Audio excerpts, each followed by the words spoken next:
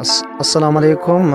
हाय everyone, me M Saeed calligraphy और आप देख रहे हैं मेरा YouTube channel M Saeed calligraphy को। एक बार फिर आप लोगों के खिदमत में हाजिर हुआ हूँ।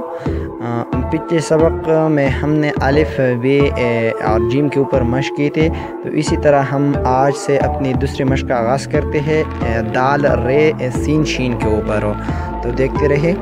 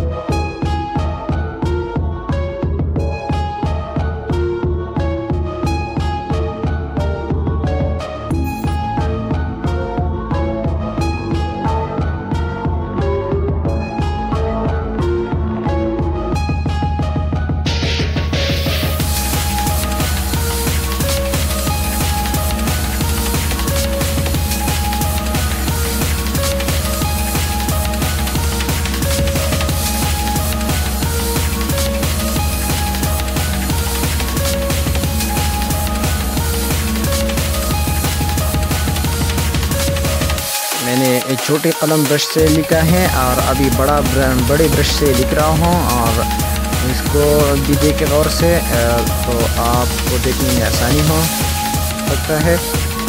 ये बड़ी ब्रश से मैं लिख रहा हूँ और इसी तरह इसको पे देखते रहे। ठीक है, शुक्रिया।